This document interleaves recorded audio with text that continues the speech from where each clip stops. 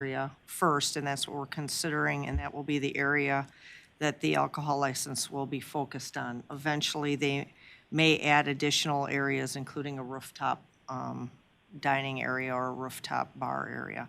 But at this time, they're focused on the main floor, and it will be held in that area only at this time. There could be a premise extension, though, that would be granted in the future. So they're looking at that, but again, they're still working on fine-tuning their business plan, maybe opening sometime in mid-January. Mr. Gasper? Yeah, so just to verify then, when we approve this, this is good for the restaurant also? He doesn't have to come back and revisit it at the time he opens the restaurant back up? Correct. The premise will include that area as well on the first floor and storage. Is that a motion to approve, Mr. Gasper? Yes. I'll second it. So move. Is there a second? Mr. Sigwart, any questions or concerns about the motion? All right, seeing none, all in favor signify by saying aye. Aye. Opposed, nay? Aye. All right, excellent. Good luck. Thank you. Rooftop. Potentially. Whoa. We're gonna have to have on-location council meetings in the future. Next item of, They are adding an elevator, Mayor. oh, excellent. Staff the next consideration possible action on allocating additional compensation funds for the water utility superintendent position from the water utility fund. The staff recommends allocating additional $27,000 of the water utility fund to cover compensation costs for the overlap period of the existing water utility superintendent and the new water utility superintendent being employed by the city. Mr. Brown. Thank you, Mr. Mayor. The only other thing I would have to add is we went back and looked at the analysis for what the dollar figure would be for the overlap, and there is a slight increase due to the number of hours that the existing water utility superintendent would accrue in vacation time in 2022. So the impact of that is an additional $4,000. So instead of an additional $27,000, it'll be an additional $32,000. 32, 34. Let me double check here. 32. That's 5,000. 5,000 more. I stand corrected. So you'd be looking for a motion to reflect that dollar amount? Correct. Any questions for Tony? Looking for a motion then? Move to approve. Second. That's a move at 35,000? 32. 32,000? 32. 5,000 more. We'll get it. All right. $32,000. Is it going once? Going twice. All right. Any questions or concerns about the motion? All in favor signify by saying aye. Aye. Opposed? All right. Motion passes.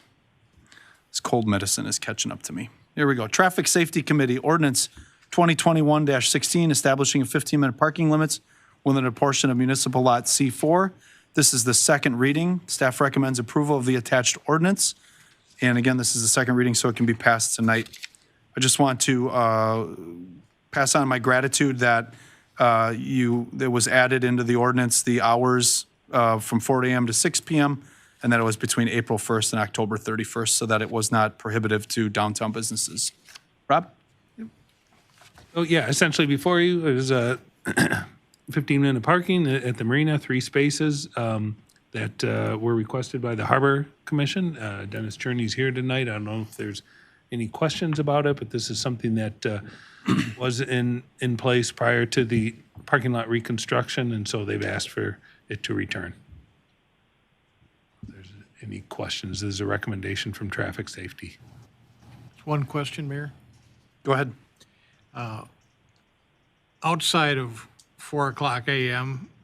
and 6 o'clock p.m., what restrictions are there? None. Okay, thank you. Yes.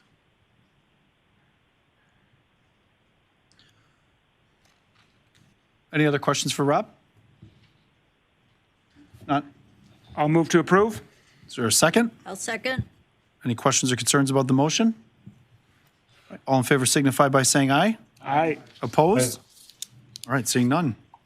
Thank you, Mr. Tyrion. We can hear you. Ordinance 2021-17, amending parking restrictions on portions of East Main Street, Again, this is another second reading, and the staff recommends approval of the attached ordinance. Rob? As I mentioned at the last meeting, this is kind of cleaning up the intent and practice on Main Street since we reconfigured the cul-de-sac several years ago and installed the diagonal parking in 2008. This essentially the purpose of this provision is to prevent anyone from parking in the cul-de-sac portion of Main Street, and so it is again recommended by Traffic Safety, and it's a second reading. Are there any questions?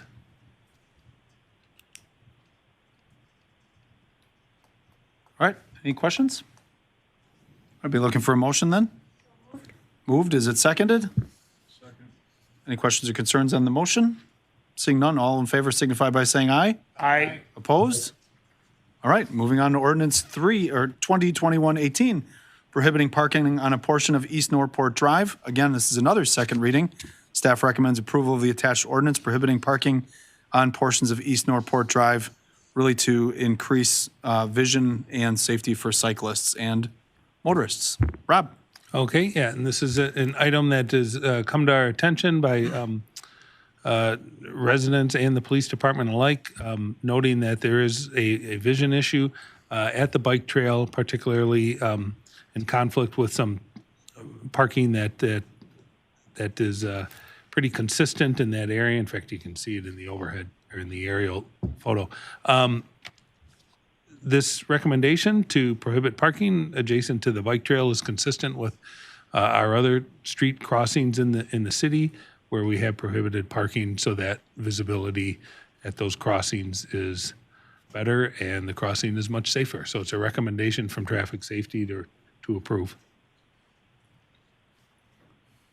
Alderwoman Postle? So moved. Is there a second? Second. All in favor, or are any questions or concerns about the motion? One question, Rob, and not directly the motion, but that truck that's been parking there is a commercial vehicle, and by ordinance, that's not permitted.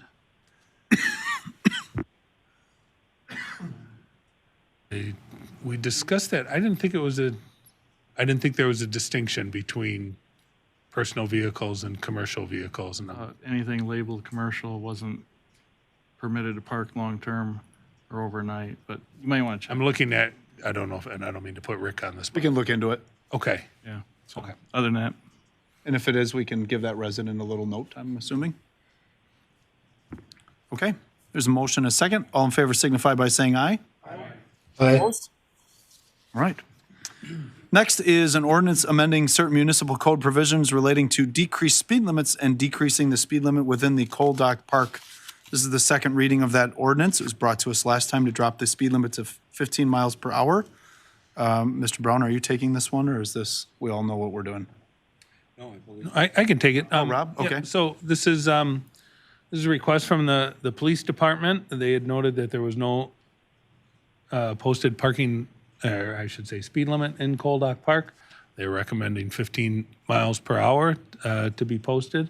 And so our default speed limit in parks, and there's really only two parks where we have a street going through the park. So is 20 miles per hour, but this ordinance reduces that to 15 miles per hour in Coal Dock Park. Any questions for Rob? Mr. Sigwart? Yeah, you call these streets, Rob, but they're really not streets, are they? I'm not I mean, sure how to the reason I asked that, They're not in right of way, yes, well, they're really park roads. yes. Is there a differentiation as far as we're concerned between a park road and a street? No, no, the speeding statutes, part of the rules of the road in Wisconsin, have a specific subsection that addresses roads running through parks. So that's why I would surmise why the speed limit for parks is in Chapter 14 on Parks and Rec and not in Chapter 8 on traffic regulations. Something I learned going through this process, yes. But Rick explains it better than I can. Is there a maximum speed we could post? Just kidding. It's 15 now, apparently. So are there any other questions? If not, I'd be looking for a motion to approve. Move to approve. Is there a second? Second. All right, any questions or concerns about the motion? All right, all in favor signify by saying aye. Aye. Opposed? All right, moving on. Item C, Personnel Committee, consideration and possible action on the appointment of Todd Hayes as interim water superintendent. It is being recommended that Todd be acting water utility superintendent until a new superintendent is hired. Rob? So what we hoped would be an absence of our water utility superintendent, Leo Dufferin, for just a couple of months, has wound up being a permanent vacancy that we are presently aspiring to fill. In the meantime, Todd Hayes has been serving as the interim water utility superintendent, but he has not had that official designation, and so therefore to allow him to sign his own name to the reports that he's filling out rather than stamping Leo's name, our recommendation is to name him acting water utility superintendent, and that has been recommended both by the Board of Public Works and the Personnel Committee. So moved. Ooh, is there a second? Second. Any questions or concerns about the motion? Mr. Sigwart? Yeah, I'm curious, it's 2 more hours pay, okay? Is that, we're paying him 2 more hours on top of his salary or his wage? He's an hourly employee, That's what I mean. yes, But the water utility superintendent is a salary position. yes. This is interim, and there's no problem with that, right? Yeah, I don't. Yeah, think that's there what I is. would say there. Yeah. So right now, if I'm not mistaken, and Rob can jump in, it's 2 additional hours of pay each day. Yes, So that is in acting as the superintendent. It's not an issue that the employee would need to be switched from an hourly to a salaried position. So he's not really working 10 hours, he's getting paid 10 hours for working 8. So his benefits, et cetera, are in accordance with 8 hours of pay. So Social Security, I don't let you worry about that, Tony, all right? Yeah. So I mean, maybe to your larger point, as far as the benefits that accrue as a result of the additional compensation, the percentage for each of those programs stays the same, but the amount that's being allocated towards them increases. All right, there's a motion, a second. Any other questions or concerns? Seeing none, all in favor signify by saying aye. Aye. Opposed? All right. Rob, please congratulate Todd on our behalf and thank him for keeping our water moving and pumping and clean. I will. All right, Personnel Committee, consideration and possible action on engaging government HR for the recruitment of an Assistant City Administrator and Human Resources Director position. Staff recommends GovHR be engaged for the recruitment of the Assistant City Administrator position for an amount not to exceed $22,000. Mr. Brown? Thank you, Mr. Mayor. So in the 2022 city budget, there was funding allocated for this position. And what we're seeking authorization for tonight is to begin the recruitment to get an individual in that position. As you may recall, the genesis of this was the Human Resources Audit Report that was completed earlier this year and identified a number of different tasks and projects to be undertaken to get us to what would be considered a best-in-class human resources function. I've listed in the memo a number of different tasks that this individual would undertake. There's 6 bullet points to be precise. I won't go over each of them, but to say that the 2 high priority projects that they would work on in the coming year is the employee handbook and then also a classification and compensation study. And for all the other tasks that are within that HR audit, it has things for roughly the next 2 to 3 years identified. Specific to GovHR's scope of work, the recruitment would be over a 14-week period, and there's 6 different phases, with the process beginning in early January and concluding in mid to late March, similar to the water superintendent position. And there's really two options that GovHR has outlined. There's a full scope recruitment option and then a limited scope recruitment option. And there's a couple of differences, and I'll just point out a few of them. The first is that they, in a limited option, do not conduct a background investigation. The second one is that they produce a recruitment flyer instead of a brochure. So the brochure is a little bit more expansive and I think probably sells the community a little bit better to candidates with various different types of sections within it. And each one of those are provided in your packet as well. The third thing is, and this is maybe an outlier for what you would see with other consultants, is they provide a guarantee that a candidate will be selected and in place. And if you do not find one, they will circle back to the beginning of the process until a municipality is able to fill that position. And then the fourth is development of the interview questions. No, I don't think that's an overly complex task, but I think asking the right questions can possibly be. So in the end, given the differences in the full scope versus the limited scope, I would recommend the full scope recruitment, but I'd fully anticipate that we would come in under the amount that's identified, so the $22,000. And the way we do that is limiting the amount of advertising based on kind of what the candidate pool looks like. So in other words, if we're finding that we're not getting the candidate pool that we'd like to see, additional funds could be spent to get us to a point where we feel comfortable. And then I'd like to speak with them about parsing out pieces of this that I think we can undertake at a staff level. An example of this would be the background investigation. So with that, again, the recommendation is for the full scope recruitment for an amount not to exceed $22,000. And I'd be happy to answer any questions. Yeah, for me, I think it's worth going with the full scope of engagement just so we can find the right person. I think it's worth that extra couple $1,000s just to make sure we do find that right person. And it's going through a lot of changes here, so I think it's money well spent. Is that a motion? It certainly is. you Move go. to approve. The full scope of engagement not to exceed $22,000. All right, is there a second? I'll second. All right, any questions or concerns about the motion? All right, seeing none, all in favor signify by saying aye. Aye. Opposed? Aye. All right, moving into section 8A then, Plan Commission. Apologies, my chair keeps squeaking down. We are now going to open a public hearing to amend section 20.29000 of the City of Port Washington's sign code regulating electronic message center signs and monument signs. Notice is hereby given that we will be discussing that zoning piece, so the hearing is open.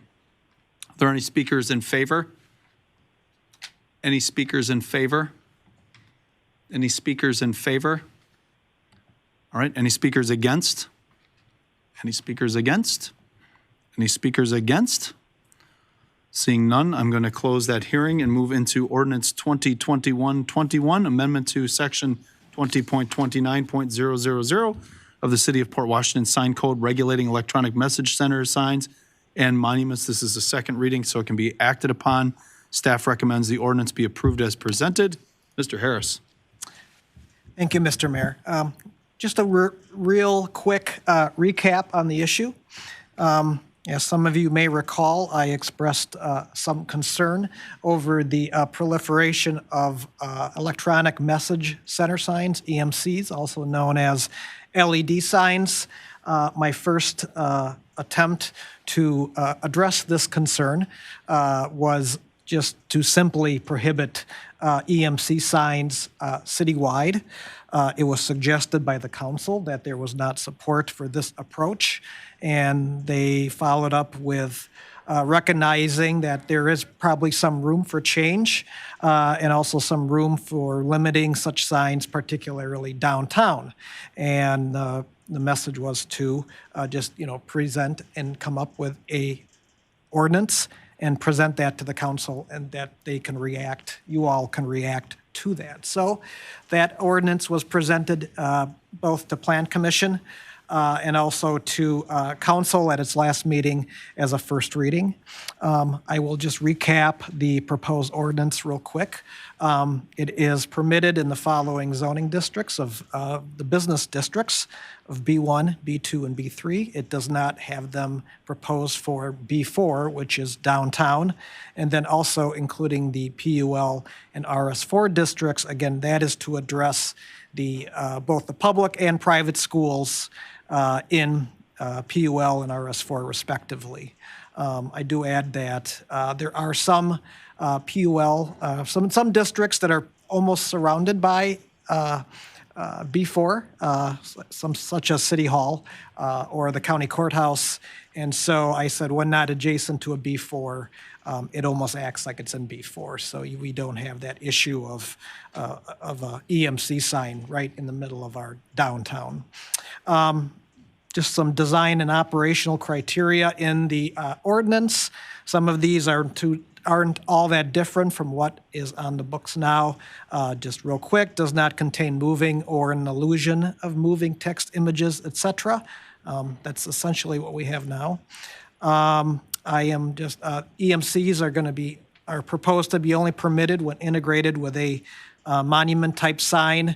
And again, just from all the recent EMCs we sign, I have come through my office, I should say, or the ones that we tend to see every day. That is not an unusual item. And then the sizes, the EMC board shall not exceed 12 feet or 10 when it's in that residential area, and that is per sign face. And it's also made clear that that allows for 2 sign faces each of those square footages. And quite frankly, that 12 is just not, maybe it's about a little more than a square foot smaller than the average EMC board that's existing in the city today. And then as part of that, the monument sign with an EMC is 6 feet. And then there's an illumination setting of a foot candle that is recommended by the International Sign Association. And then also a sign shall contain an ambient light sensor to dim according to ambient light conditions. Again, that is a recommendation from the International Sign Association. There is a time for a message message frame change. It was 60 seconds during the first reading. It is now down to 30 seconds. I'll get back to that in just a minute.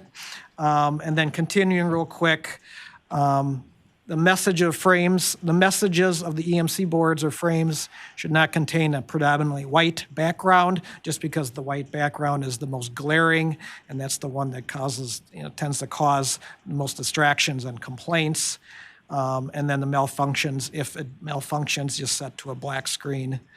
And then lastly, just kind of a design component, EMC board for a new sign, just if there's a secondary or below a primary main non-EMC sign face. Going back to that 30-second transition, I know there was a discussion during the last meeting. I know Mayor Knightsky asked, consult if there's any DOT or sign association or model ordinances that address this issue. I did. The ones that both the Sign Association and Sewer PAC has a model ordinance, and that change of image generally falls in, the ones I've seen, it's always 5 to 10 seconds, all right? However, that they address that through a more narrow lens of how safe or distracting that is for a car driving by, or just a section of traffic driving by. I approached it as how this fits into the surrounding context of the neighborhood, and not just how many messages you can get across in a safe manner without being distracted. I'm also taking into account a larger context of pedestrians, residents or building businesses and adjacent businesses, bicyclists, and all of that. And if there is more than one sign in a given area, to avoid this kind of cascading of message changes every 5 to 10 seconds. So was my approach to this 30-second time frame. And then just, that's pretty much sums up the EMC portion of the ordinance. Then I did make just some small changes to monument signs, the B4 downtown districts. I just shortened them up and made them smaller, a bit more, hopefully in context with our downtown and not just our larger commercial districts as a whole. Looking at them, there aren't many, to be honest with you, and I think the ones that fit the context are kind of the Associated Bank or the funeral home signs. Those are monument signs, and they are shorter than the 5 feet, but I just shortened them up a few feet just to match the existing character and context of our downtown. And that is kind of just the nickel tour, or more of a summary of the ordinance that's proposed. Mr. Sickert? Are you looking for a motion, or are you? Oh, I looking- thought I was getting the I want to speak hand, but yeah, I would love a motion.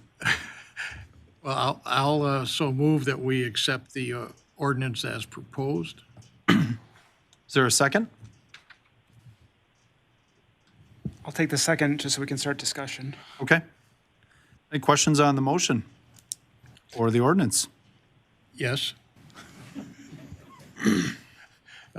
First of all, I had either the good fortune or the misfortune of walking in on the meeting when our city attorney and our city planner were banging their heads together in Bob's office. There was a lot of work that went into this, I could tell. There's a lot of smoke in the lower level. Wood was burning, okay? Secondly, we have 3 members of the Plan Commission here, a voting city engineer, a voting mayor, and a voting alderman, okay? The Plan Commission made no recommendation. I would just like to know why.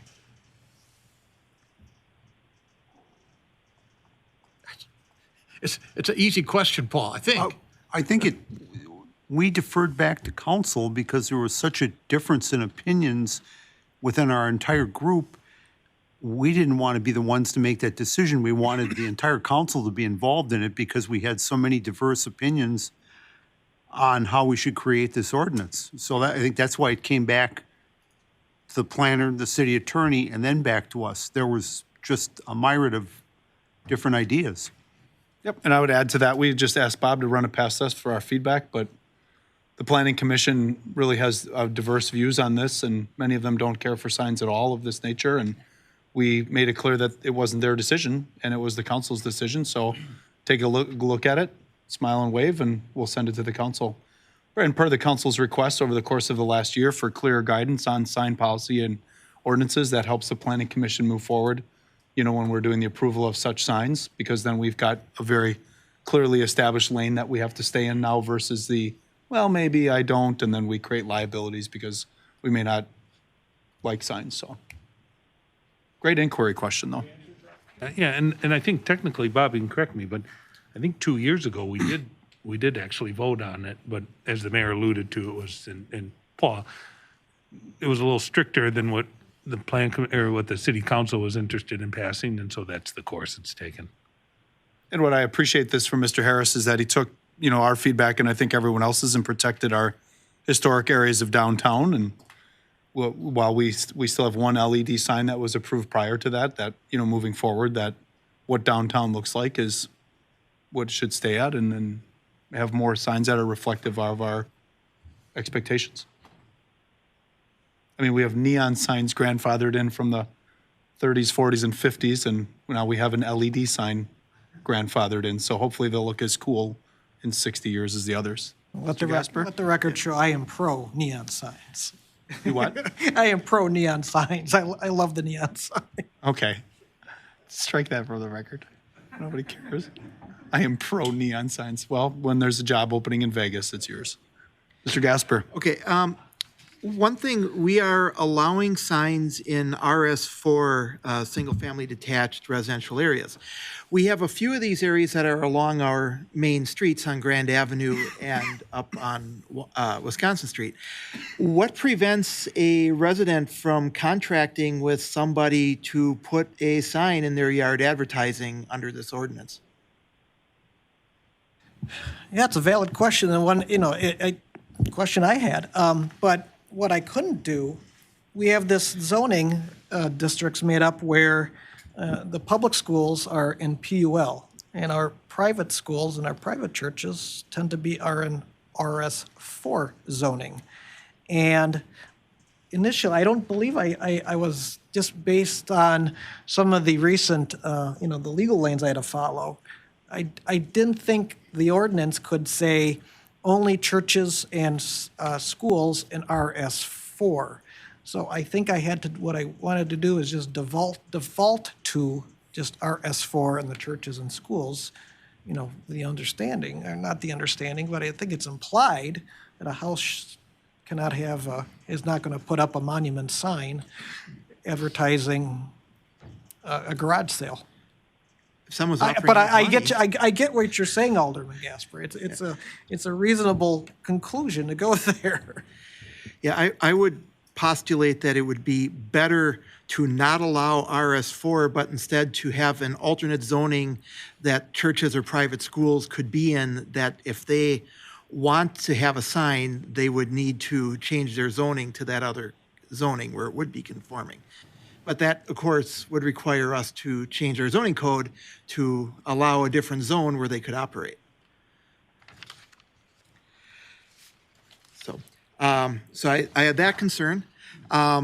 Another one, I just want to point everyone to section 4 on E4. We currently say a white or white background. I think that probably was meant to be a white or near white background. I believe it's just Or just a white background. avoiding the white background.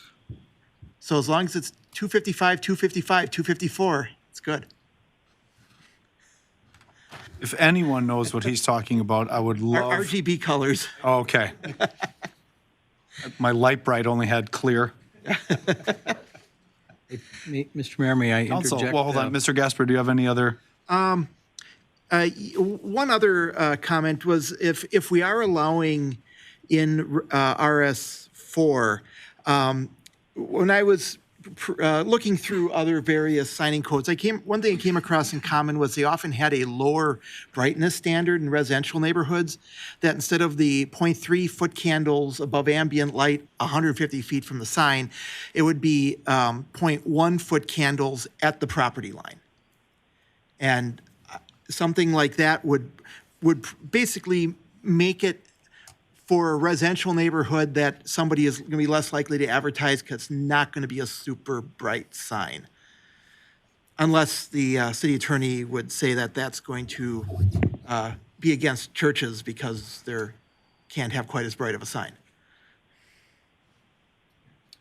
So, Council, would you please address his questions? Thank you, Mayor. I think that as to one of your earlier points, Alderperson Gasper, that I think there might have, in the editing process, the near white reference might have been dropped inadvertently, so we'll look back at the first draft.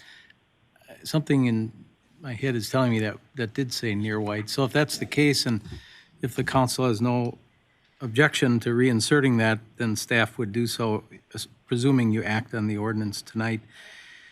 You could, in fact, without discriminating on the basis of the messenger or the content of the message, you could require a lower, or set a lower intensity, brightness, Kelvin units. Help me out here, Alderman. You know this stuff. Foot candles, maximum for in the RS4.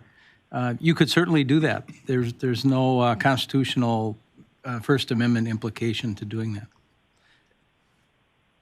In that case, it's in order to propose an amendment to the ordinance and not just an amendment to the the amendment to this proposed ordinance and not just an amendment to the motion, or is an amendment to the ordinance, or if I made it here in a okay, it's the same thing.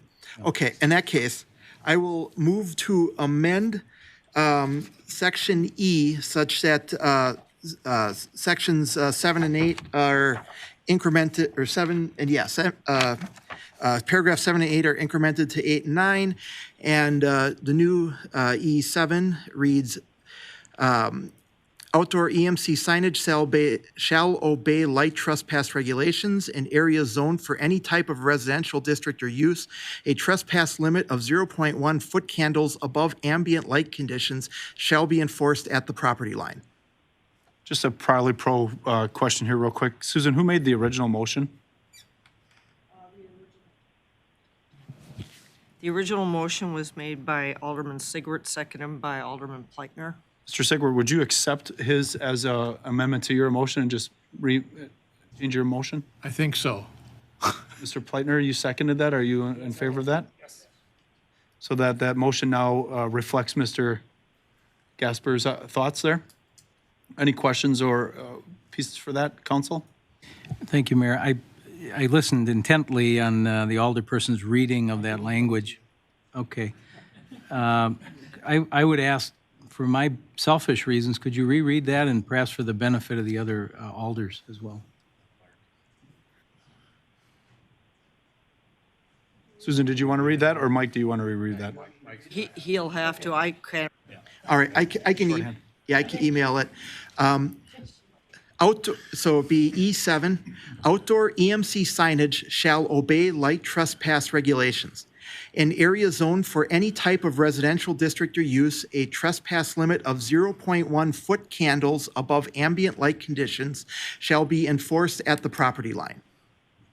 So if I may, is that the word trespass or trespass? What is that phrase? Trespass, Trespass. So is that a term that's used in the vernacular of electrical engineers? It's a term that's used in the vernacular of lighting, and lighting is spreading beyond where you want it, typically.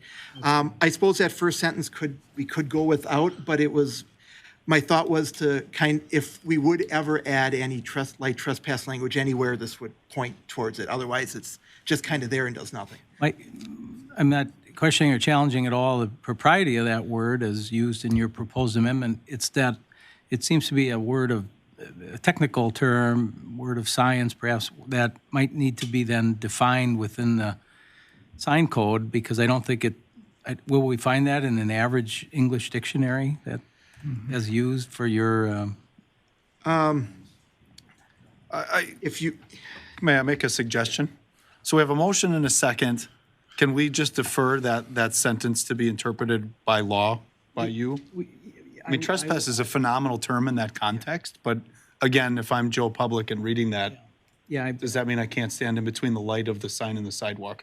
Yeah, and if challenged, and if a court can't readily understand it, then the court won't enforce it or won't support our efforts to enforce it. So, you okay with that? That's a reasonable proposal. Yeah, I just did a quick search for light trespass legal definition, and Google comes up with several different law dictionary definitions for it too.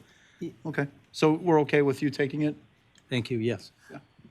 Okay, Mr. Benning. I guess, we jumped right into a motion fairly quickly, and now we're amending it, which gets messy, but I cannot support this as it's written with a 30-second time in there. I spent a bunch of time over the last couple of days looking at some of the existing signs and doing some studies, and even Bob made the reference that the standard is between 5 and 10 seconds. I could live with 10 seconds, but I think people are investing in these signs to get information out. 30 seconds, somebody driving by is going to see it once in one bit of information and not 2 or 3 that it's intended. And I know the intent is to stop any kind of flashing, but I cannot support this at 30 seconds. I would support 10 seconds. So, however you want to amend that or not amend it, but. Mr. Sigwart, are you open to 10 seconds? I'm not really sure yet. Could I ask a question of Alderman Bennett? Does 15 sound good? No.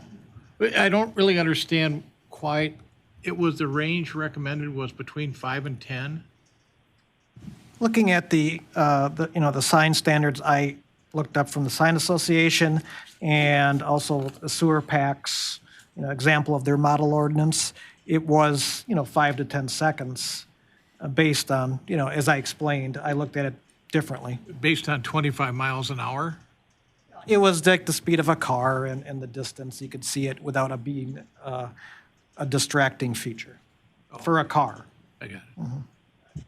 Yeah, I could live with 10 seconds.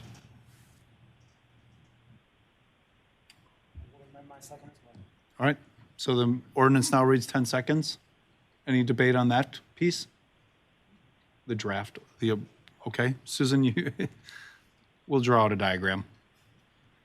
So we've got the motion to approve the zoning ordinance as written with the additions of Mr. Gasper's two ideas, as well as now Mr. Benning's shift to 10 seconds in the ordinance. Mr. Eberhard? I have a question, Mayor. Thank you. Alderperson Gasper, did you have two amendments? I just heard the one on the, What was one, I'm sorry, two ideas, one amendment. Just the one, because you were, the white or near white, you were going to reevaluate. yes, and I think that with that understanding on the part of the alders, that would be reinserted. I think it was in there at the first read, and somehow it went away. So we'll reinsert. Alderman Postle? I do have a question. With Alderman Gasper's concern about LED lights being erected in front of a residence, could the verbiage be used all non-residential properties in the RS4 district?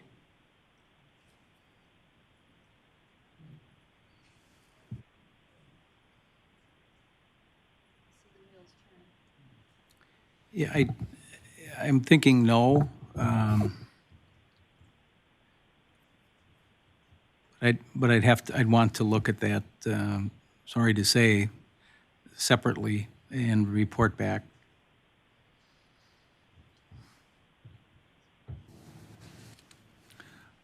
Okay, we have a motion and a second on the floor. The motion has been shifted two times, which we appreciate. Makes Parley Pro a little easier for everybody. Any questions or concerns about that? He's going to investigate the next piece, which would potentially leave us to bring the ordinance back in the future if that's a legitimate finding of residential pieces.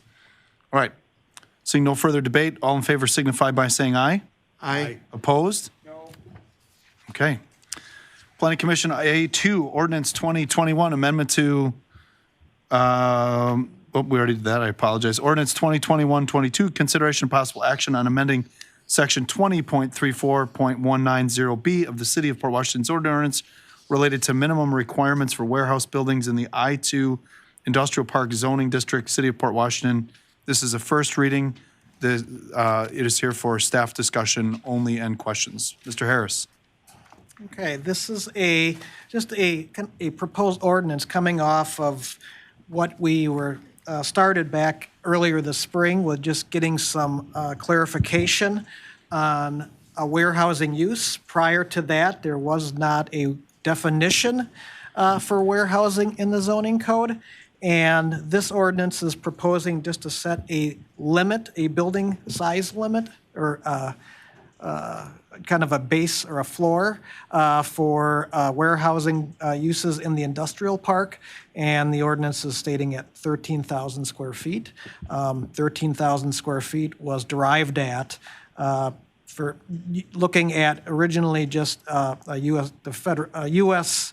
Government's statistics of an average warehouse size of 16,000 feet. And then we tailored it looking at kind of the smallest warehousing building in the industrial park, which is just a little above 13,000 feet. So all it is taking a little more standards or clarification to what warehousing is, and just applying a floor for a building of that use in the industrial park in I-2. Think about this was discussed at Planning Commission, and I just wanted to reiterate my comments there again that future development in our industrial parks, if I learned anything from watching the council last year, Mr. Gasper, is there should be developmental density here and developments that create work and jobs for citizens in our region. And as we move forward, 13,000 square foot warehousing as a minimum moving forward. We are an island in our industrial parks for growth, and that land is valuable if we're looking to grow, especially strategically as we're expanding our ability and capacity of city administration and development and planning to attract businesses in the future. So I appreciate this, and we'll see where it goes. Any other questions or comments for Bob? One question. Mr. Sigwart. I think this is kind of an ingenious approach, Bob, to disallow mini warehouses. Is there a problem with maxi warehouses? Know what I mean? You mean like the Like an Amazon. Amazon? No, not in I mean, in I-2, we don't, no, we don't, I don't have a maximum. I mean, right now, if you look at I-2, there's an FAR of 40%. I mean, that's a maximum. But, you know, like, something like that would not apply to the industrial park right now, just simply because of the size of the industrial park and the size of what's available currently. What's the potential zoning? What's the potential zoning for the property north of the interstate? All the plans have stated it'd be BP Business Park. Business park? Yes. Okay.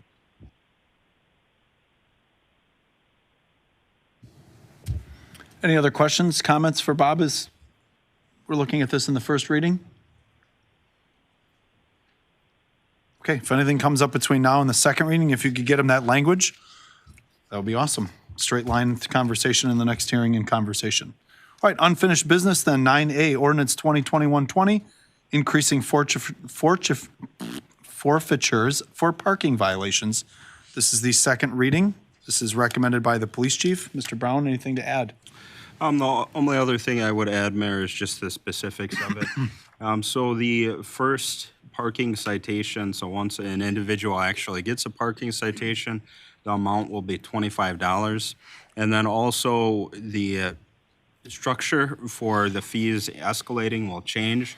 So it went from a gradated scale based on the number of days that the citation was outstanding to what's in the ordinance here now is that after 28 days, the violation and the fee associated with it would increase to $50. And the significance of the $50 is that is the minimum amount to add an amount into the tax refund intercept program that the state administers for uncollected fees, if you will. So staff would recommend approval of ordinance 2021-20. And if there's any questions, I'd be happy to answer that. I have a question. We've been moving all of our various fees out of the ordinance and putting them in the fee table. Why are we keeping this in the ordinance? Why don't we move it to the fee table right away? The city attorney actually looked at that specific question because that's what I wanted to do, but he corrected me as to what is allowable and not. Counsel? I did look into that. I did write a memo. I'd be happy to forward that to you, Alderperson Gasper, but it's just different than license or permit fees, special charges. It's in its own category for reasons clearly and forcefully expressed in my memo, which I'll forward on to you. Thank you. Any other questions about the ordinance? Others, I'll be looking for a motion to approve. So moved. Is there a second? Second? Is moved and seconded. Any further questions or debate on the motion? Seeing none, all in favor signify by saying aye. Aye. Opposed? The only question I had moving forward for our citizens is when will this go into place? It would go into place once the ordinance is, Signed and, Yep. It had a January 1 effective date. is that something that we could please communicate on our city social media platform to ensure that our community knows that parking is going to get a little more expensive if they violate our rules? yes. Thank you very much. All right, new business. 10A, consideration and possible action on the 2022 Beer Garden Series in Upper Lake Park, Picnic Area 6. Staff recommends the Common Council approve a 3-year agreement with the Friends of Port Washington Park and Rec to host the Beer Garden Series in Upper Lake Park, Picnic Area 6. Within that agreement, staff would ask a provision for the Friends to provide an annual report on the event series to the Common Council. Kylie. Oh, okay. All right, tonight we're circling back on the Beer Garden series as it underwent a large restructuring at the start of the 2021 season, and we're now able to look at the outcome from how the season went. And with the approval, the Friends of Park and Rec operated the 2021 Beer Garden series in Upper Lake Park with the support of 14 organizations and over 150 volunteers from our community. Two of the largest wins of the new approach is that it drastically reduced the time and resources the city dedicated to it as compared to previous years, and that it better aligns with the mission of the Parks and Rec Department. Additionally, with the new structure, the city was able to provide the typical services that it does for all other events hosted in our parks.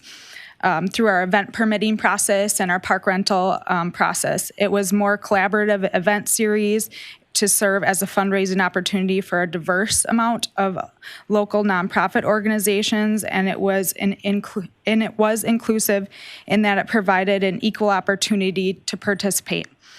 This year, 6 new groups participated, and then I've additionally highlighted several other positives in your memo.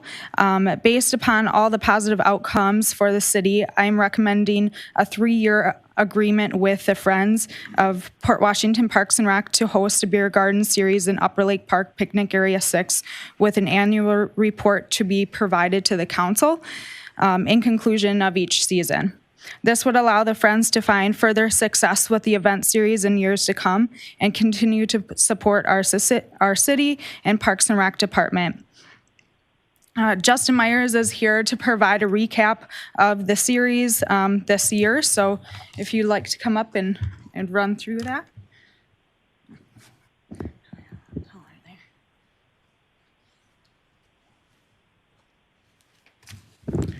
Thank you, Kylie. And thank each and every one of you for allowing us this wonderful opportunity this past Beer Garden series. We had a lot of fun. We learned a lot, and I will tell you that the community definitely was involved and rewarded very handsomely. So before I get started saying thank you to our community and to the City Council, I'd also like to say thank you to our current board members, our Vice President right here, Wendy Braum. I'd like to say thank you to our Secretary, Christy Snodgrass, our Treasurer, Mike Gable, and of course, Kylie, who's our liaison, and she's a personal volunteer here with the Friends of Parks and Rec. So thank you all. So 2021 was a great 15-week series for us. As you can look across here at the top left, this is what we saw throughout the 15-week series. And I will tell you that at every beer garden that I was involved with, I took pictures, put them up everywhere I could. So you're seeing a sampling of that at that top left.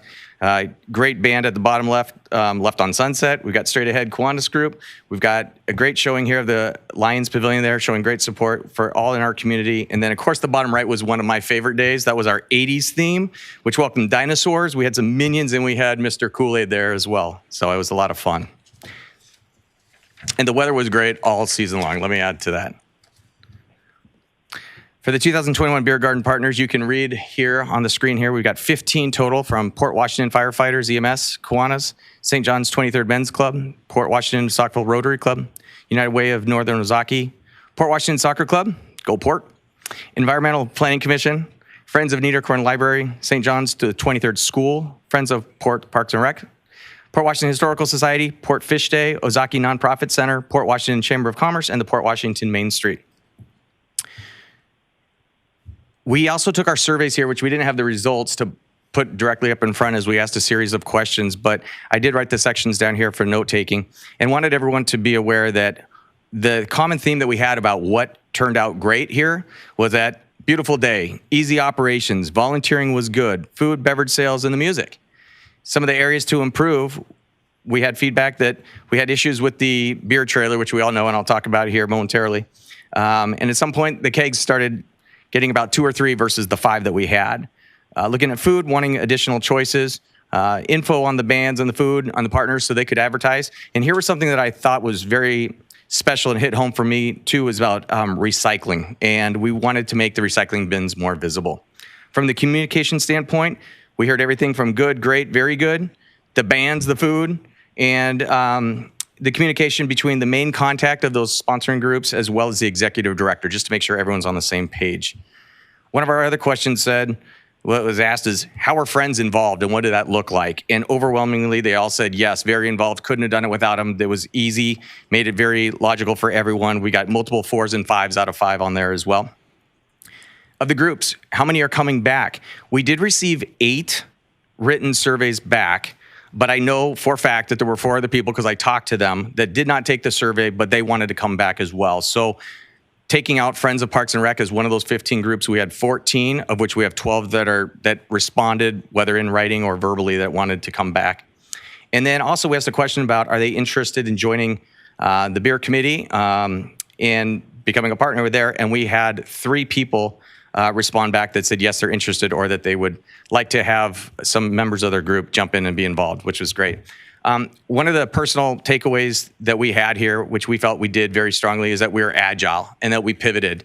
And so when we found areas that needed to be changed, we jumped as quick as we could. We saw a vast difference, as many of you saw as well, between week 1 and week 2. We went very quickly, full 180, and made it to where we wanted it to be.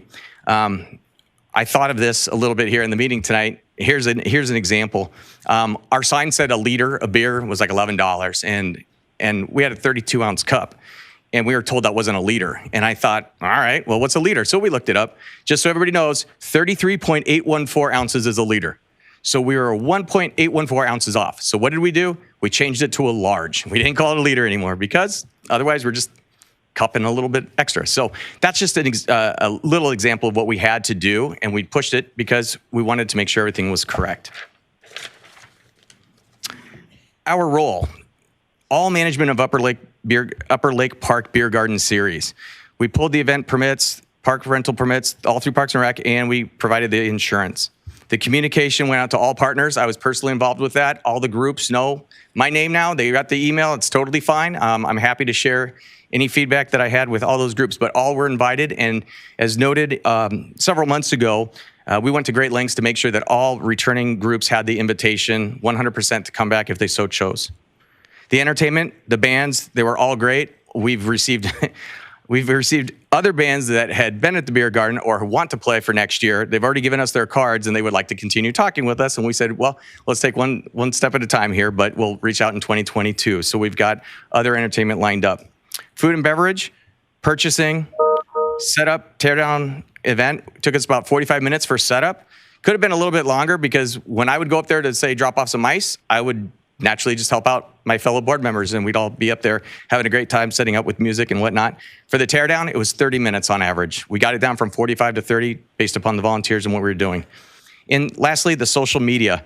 We got numerous likes on our Facebook page. We still get them to this day, and I think it's a huge involvement with Parks and Rec and what they do.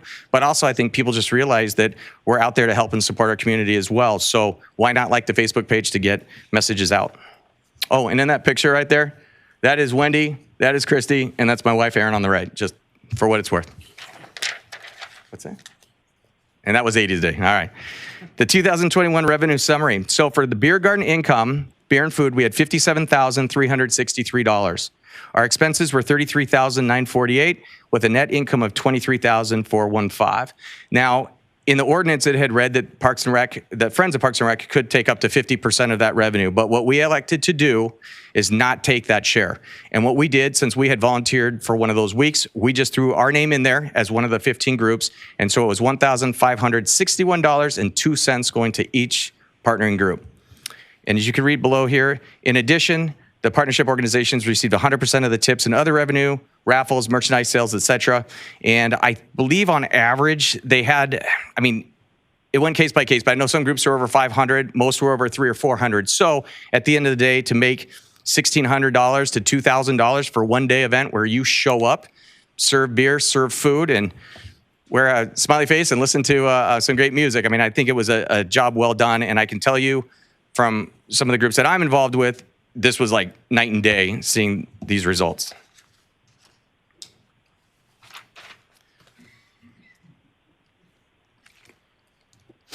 For the 2021 challenges, obviously COVID, that was a big piece. We all know that. We're not going to hide from it.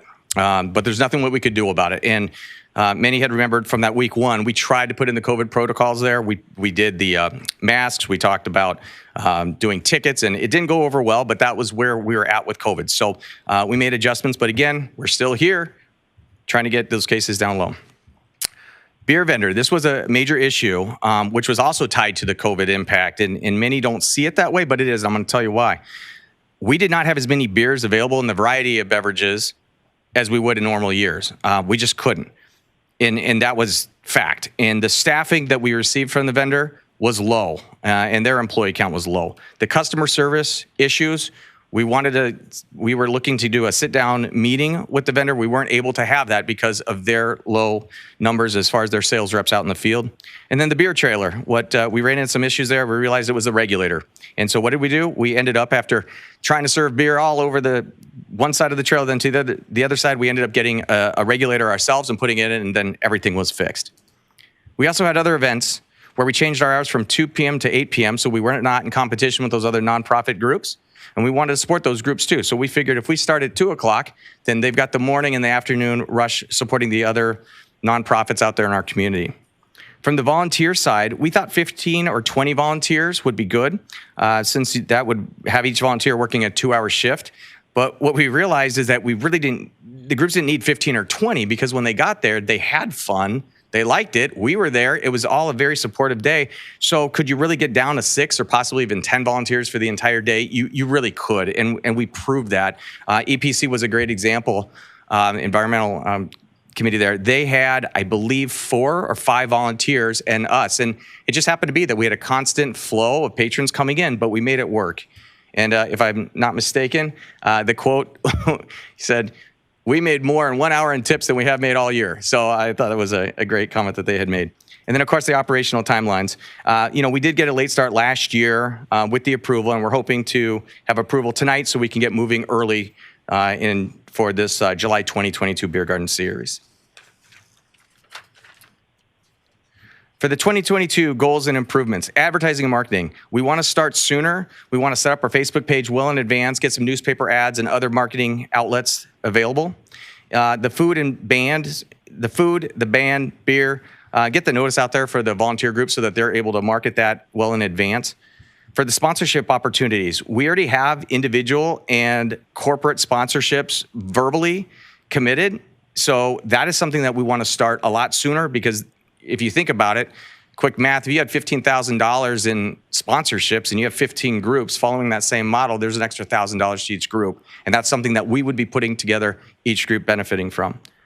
For the partner revenue splits, this is something that we've talked about from time to time, whereas if we had larger groups bringing in a larger audience and larger marketing and advertising that they put out, we want to give them that reward and to give the thank you. So considering additional revenue splits with those groups.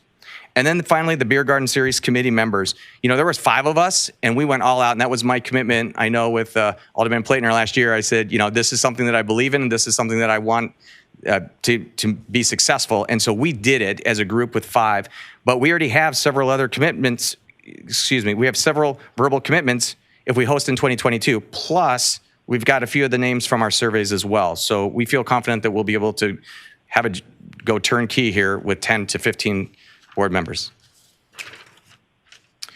So many people ask, what do we do with our dollars? We've been around here for 7-8 years, and here are just a few of the things that we do. The lighthouse exterior lighting, it's beautiful. Many of you saw that, put pictures and comments there on Facebook, which was wonderful. It was a direct impact to our community, which was huge. The picnic area 6 improvements, bathrooms, string lighting, tables, storage. We also have talked about some other things, which I'm just going to throw it out there. But we talked about, how about if we had a fire pit to the right of the band shell? What if we had that 20 feet away? I think that would be wonderful. We talk about a new concession stand in that area. What would that look like if we tore that down and expanded that out a little bit, made it more favorable for all members utilizing that? And then, of course, I'm going to go back to the 80s theme. Sorry about that. I thought about having a dance floor, like a cement slab in front of the stage, because there are times where people slip, and I'm sure it's due to the weather and water and whatnot there on the grass. But I thought, would that be something that we could do? And would that be something that then would go to other events to utilize at the Area 6 for Parks and Rec? 2021 Hunting for Pumpkins. That was another great community event that we held. the 2020 Sand in the Globe, and this past year as well. 2 years running, great families out there supporting Parks and Rec. Lacrosse equipment, we had lacrosse sticks there. I will tell you that was a partnership that we had found on a couple of different online applications, but typically if you're gonna get a program off the ground, that's all seed money that you're gonna have to come up with. And so we as Friends of Parks and Rec did that. The cost to us was under $500 because I was able to work, myself and others were able to work some deals with some vendors, knowing that it was to set up a youth program here for Parks and Rec. Should have been more around $1,500 to $2,000 for that. And then lastly, hammocks for Parks and Rec. You see them all over Upper Lake Park in the spring and summertime. So that is something that we provided and wanted to help contribute to Parks and Rec. And finally, I'm not going to read all of this to you on the next page unless you want me to, but it is our mission statement for the Friends of Port Washington Parks and Rec. And I will just tell you that what we do just on that first A, B, and C here, I'll just read it to you really quickly. Solicit, receive, maintain, use, apply, and distribute general or restricted contributions, gifts, donations, bequests, devices, or other transfers to promote and support the health and welfare of the citizens of the city of Port Washington. If you read on the first line there on letter B, lessen the burden of city government through general fundraising for and the development of current and future public buildings, facilities, staff, activities, events, classes, and programs of the Port Washington Parks and Recreation Department.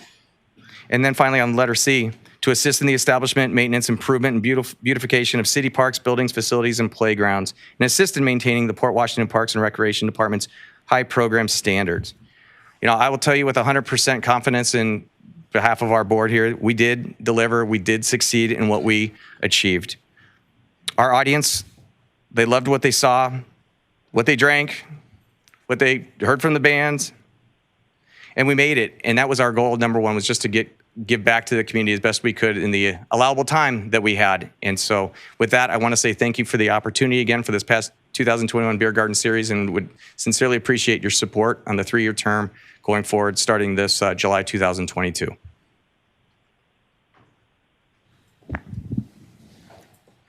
Hold on a second. Kylie, did you have anything to add, recommendation as we move on, before I turn it over to council? No, I didn't. Okay. I did not. Okay, Justin, thank you very much for that, and as well as the team and the efforts this summer. I think we all recognize the swiftness that you guys were moving and shifting in the engagement of all the different partners, so. Mr. Sigwart? This is true confessions. I'm president of Kiwanis this year. Yes. Which is good news because I've been secretary since I was a kid. It's the only way I could get out of it, Ted, was to take presidency. So, number one, I have 4 questions. I'm going to put the questions out there first, and I'd like to get a combined response from you and Kylie, Justin. We could? Okay. Okay. You want to join me? Number one, why a 3-year agreement? That's number one. Number two, have we really considered the hybrid activity that both Christina and Dave had suggested? Okay. Number three, this is sort of, I'm not sure what type of agreement we have between the Parks and Rec and the city. Do we have a contract or something? A resolution, an ordinance? We have something, right? Friends, right? Yeah, and Kylie, really, just for procedure-wise, you're our staff. You're the only one who should be addressing these questions tonight.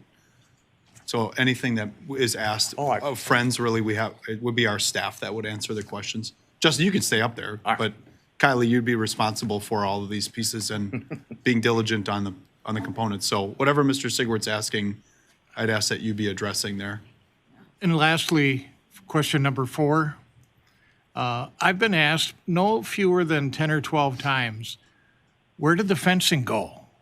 Okay. And I have to tell you, we have been working closely with our international insurance carrier for Kiwanis International. Yeah. And there's no possible way we can get coverage from our international without fencing and without. Mr. Sigwart. Okay. Hold on a second. I think our staff wants to respond to the fencing question, but do you want to hit that now, Mr. Brown? Yeah, I mean, if once I'm concluding kind of my comment here, if you could repeat the other 3 parts for Kylie's benefit and I suppose mine, that would be helpful.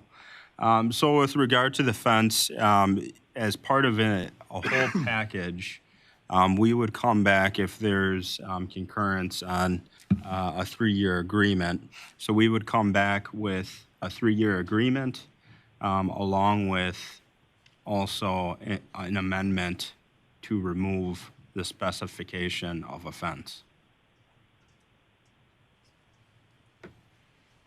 So John, can you ask, your first question again was the hybrid question? No, first question was a 3-year agreement. I'm really interested in a second trial year. I'm not ready to vote tonight on a 3-year agreement. I'm just being honest, okay? Okay, yeah, thank you for that. So the reason being for a 3-year agreement, I think it's really imperative to give the opportunity to the Friends of Park and Rec and all the organizations in our community to really see success with the event. In doing all the events that I do within the department, you really need to plan for the future, and being able to just look at 1 year at a time is a struggle to really plan with all of the organizations and the sponsorships that could come forth. So kind of a year at a glance, time in and out, it makes it more challenging, I think, for all of those that are participating, and everybody's time, not just the council's time, but all of the city staff time that's put forth, and all the organizations in the community. I think we really need to look at something larger here than a 1 year every year coming back to the table to review this. This year was a success, and we can take a 3-year term to see what they can do with it.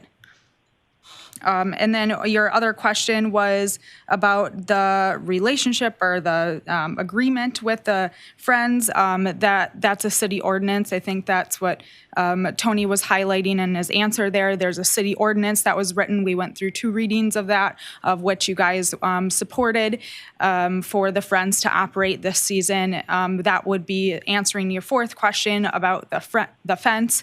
That will be coming back to the table in that ordinance reading to move forward on both of those, the 3-year and the fencing changes. So that, and with the hybrid question, I know that was both mentioned in the Lions and B3 tonight, and I think to provide, the Friends can take a look at working with both of those organizations and trying to figure out a better solution. As the Friends would be the host, they can really work to partner with them in a different way. It doesn't always have to be set up financially the way it was this year, but I think to leave it up to the organizations and the city's perspective, we really want to rent out the facility. We still want to have beer gardens for our community. We want to support the organizations. So I just encourage you to measure success through that perspective of having a host that works with those organizations and helps with those relationships moving forward. Does that answer your questions? I still won't vote for a 3-year program tonight, just so you know. I think that there's too many unanswered questions, in my opinion. And the one I want to put to, I guess I'll put it to Kylie. I'm the one that started the rumor that the Friends made $22,500 on the beer garden to be donated back to the city's Park and Rec department. I started that because I was initially told that each one of the clubs made about $1,500 based on the percentage. And I made the assumption, ask you, me, that you would have taken 50% of the profit to be able to return it to the city. So taking my Kiwanis hat off for a minute, putting my aldermanic hat back on, you came far from that.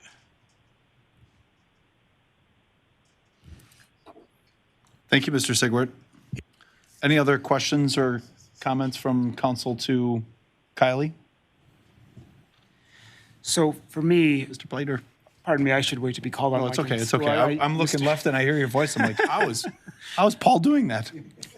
He's not that good of yeah. So for me, one of the biggest attractive points about this program, continuing with the Friends of Park and Rec as we used it in 2021, is the reduced pull on staff time. Like that, to me, was the biggest reason that I was in favor of this from the outset. To me, that's one thing that I don't know that we should be spending as much city staff time, both at City Hall, at the Park and Rec Department, on, what essentially amounts to private groups raising money for their own purposes, understanding that a lot of that money was directed back towards the park, but not all of it. So for me, it's really about limiting the amount of staff time that was spent for a program that didn't always directly benefit the city. So to that end, I would be in favor of continuing this program as it was in 2021, knowing that we will get a lot smarter, we'll get better, even less time on staff, I'm hopeful. And so to that end, I would recommend move to approve this program for 3 years. For 3 years. Is there a second? Second. Is moved and seconded. I have a process question because what I don't understand is we don't have an agreement in front of us.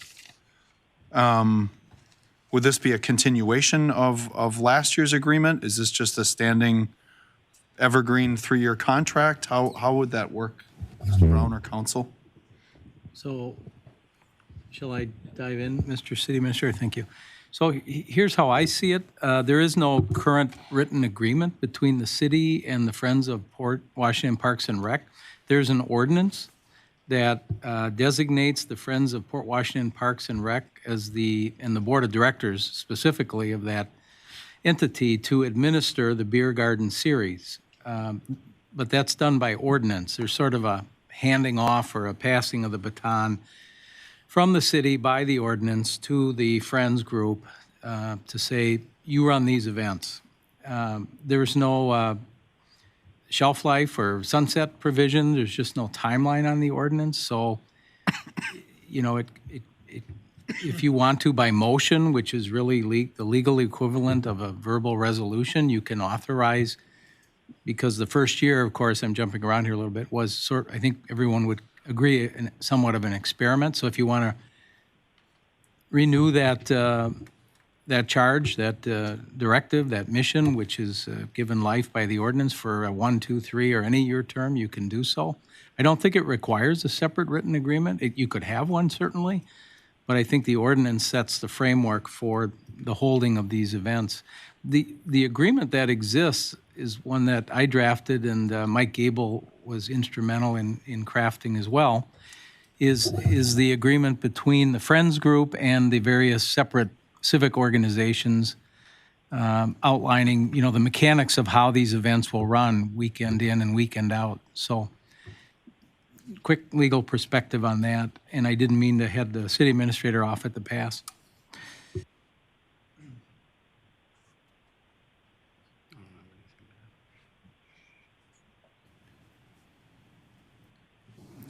So what council is saying is that essentially, to my understanding anyway, is that essentially if we do nothing, Friends and Park and Rec runs the beer garden in perpetuity and can essentially assume that because, or would we have some other force here that if we go and we pass the current motion, essentially a resolution giving it to him for 3 years, that somehow precludes us from changing the ordinance and bailing on it? No, not at all. You could always amend the ordinance. You could repeal the ordinance.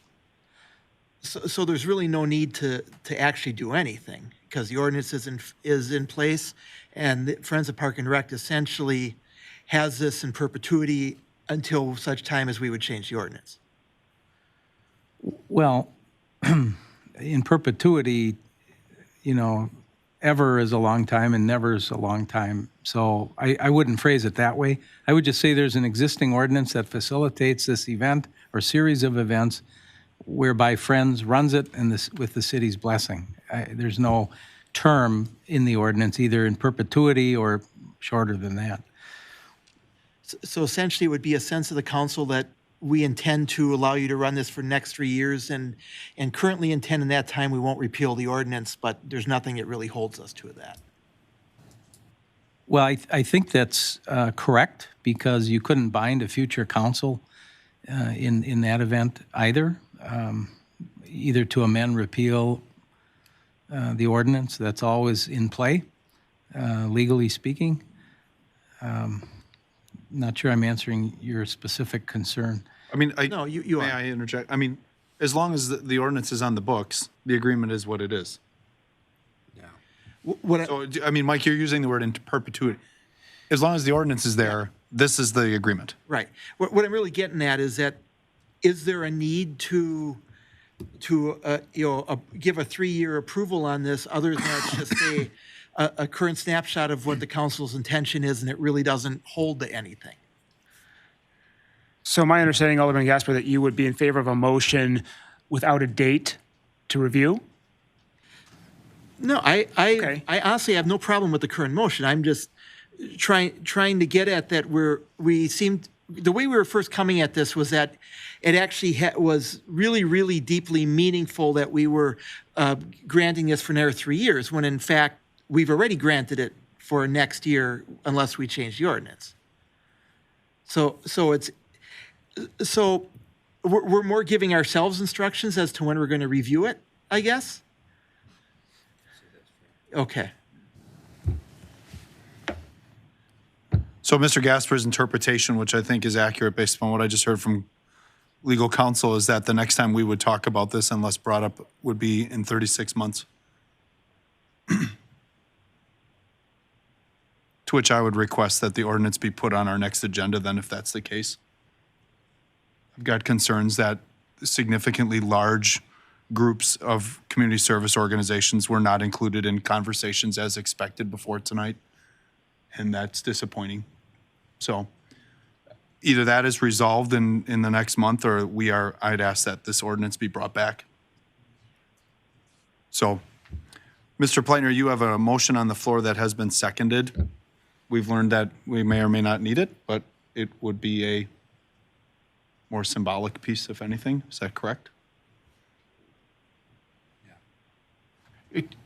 Just one more question, Mayor. Do we have any form of agreement with the Friends of Park and Rec as the city and Friends of Park and Rec? Apparently not, right? We do have an understanding, correct? We have an ordinance that guides process. The ordinance really sets the entire pace for the operation of the beer garden series. And we've heard this evening that we wanted to bring that ordinance back to look at the fence pieces and a couple of other components as well, so. There's just some healing that needs to take place, and we assured both people in the audience tonight that we would be meeting with them before we took action. And that did not occur, and that has to occur. So, Mr. Pleitner, what would you like to do? We can still vote? Oh, I'm sorry, Alderman Postle. I don't recall, is it included in the ordinance that Friends of Park and Rec report to us the events of the previous year to tell us, pros, cons, just like you did tonight? Is that a stipulation of that ordinance? I'm just. That was in the minutes from the previous approval this spring. So that you guys you motioned I with most definitely with the want that. motion that was included to come back with a recap, but I don't believe it was in the ordinance from my recollection. If at all possible, I would like that added to ensure that we keep the communication open and we know what's going on. We have an administration committee, correct?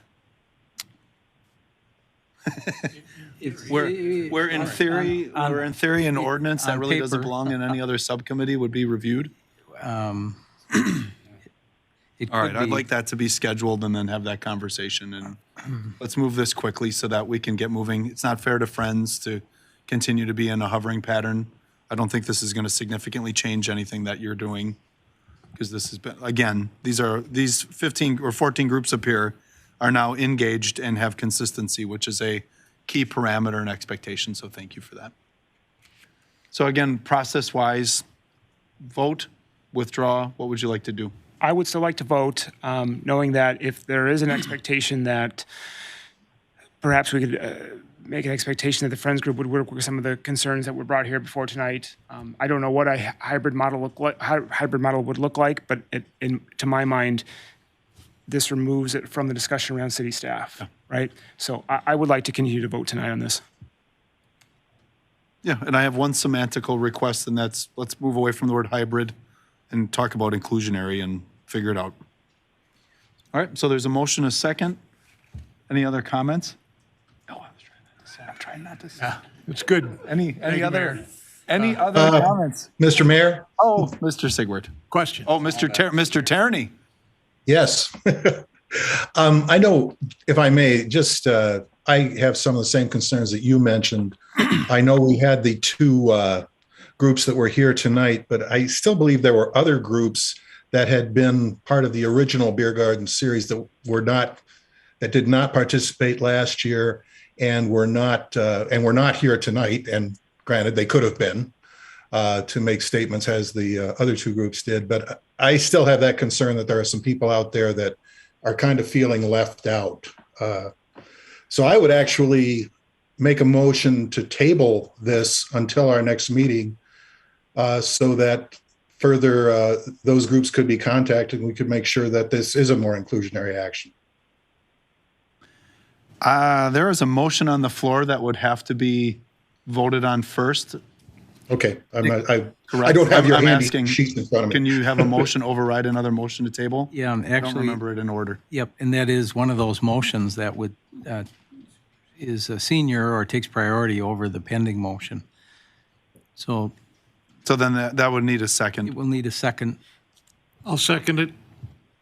and that motion is debatable, Yep, but only as to the issue of whether to have it or not. postponing, whether to postpone, not on the merits of the thing itself. So there's a motion and a second to table this until next month. Any debate on that motion? Are we having a meeting in the first week of January? Because the last meeting we talked that we probably wouldn't. Yeah, we will be. We will. But I guess with the holidays, I don't know that practically speaking, we could get together with some of the other groups that people have identified to have discussions about what the inclusionary approach might look like.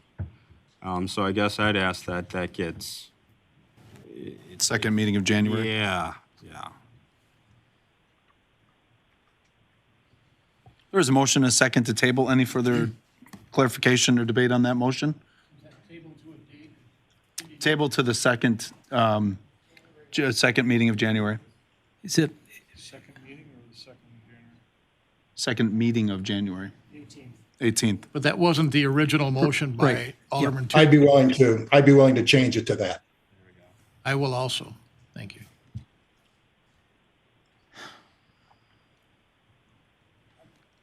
Mr.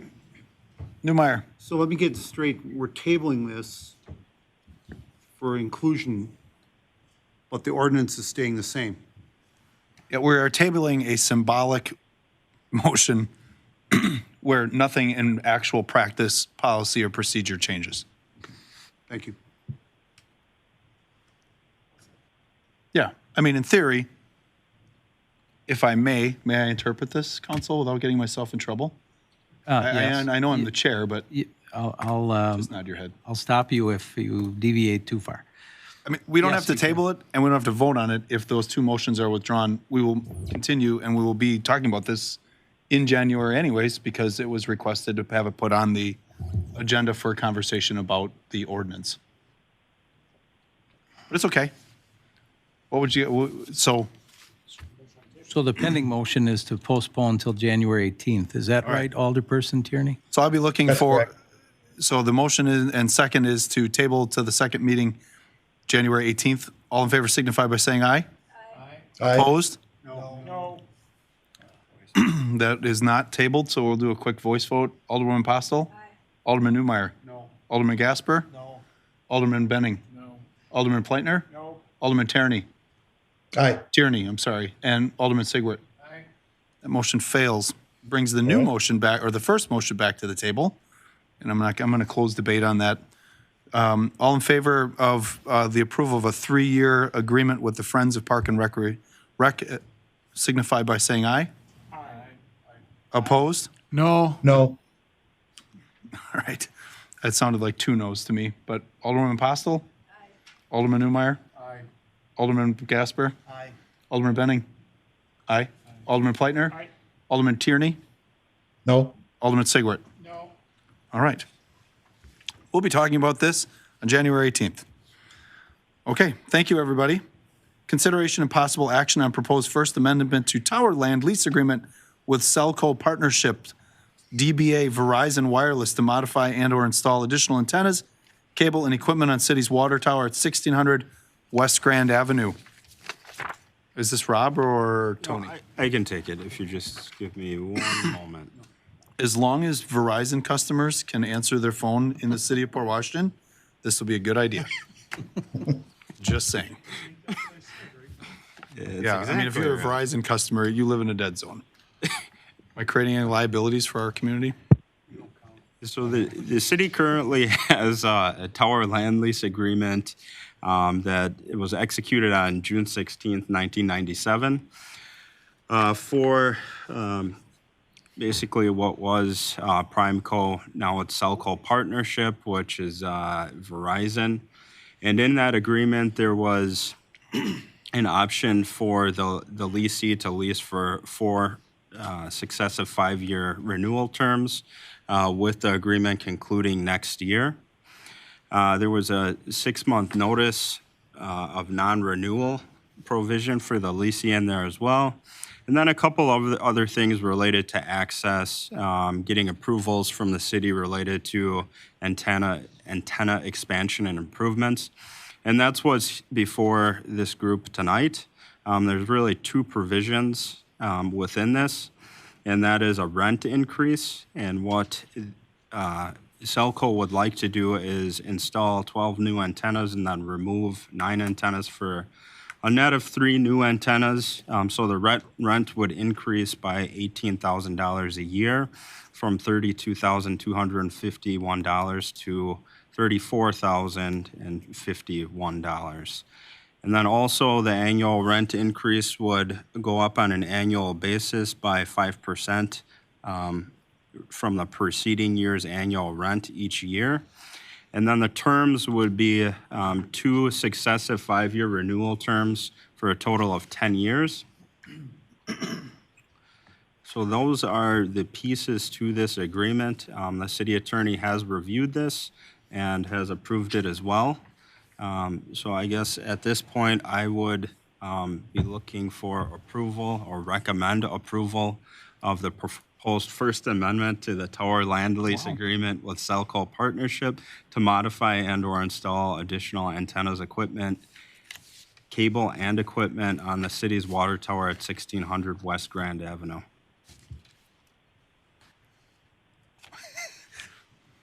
I'll move to approve. Motion to approve, is there a second? I'll take a second. Motion and second. Any questions or concerns? Well, as you said, Mr. Mayor, I mean, we want to take every opportunity to address the lack of coverage in Port Washington with Verizon. It's been ongoing for years. It's cost the city money.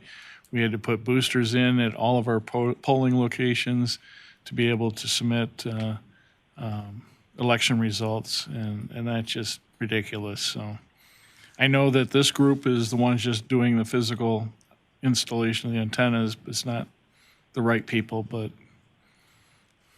I would agree with you. I was a little part of me was hoping there'd be a Verizon rep here so that we could ask him that question, because there's nothing better than driving through downtown talking to somebody and then whoop, it's gone. When you're out in the middle of Lake Michigan and you can get cell service, but you can't get it in your own community, there's something wrong. So there is a motion, a second on the floor. Any further conversation of this? Mr. Gasper? Just one flippant remark, and that's when do we decide that this water tower is really at 270 Indigo Drive instead of 1600 Grand Avenue? All in favor signify by saying aye. Aye. Opposed? All right. Public comments and appearances before we go.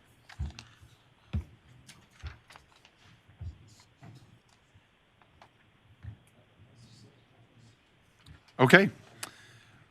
All right, I'm looking for a motion to adjourn. I'm looking for a second. Moved and seconded. All in favor signify by saying aye. Aye. Opposed? All right, this meeting stands adjourned. Go Pirates and Merry Christmas.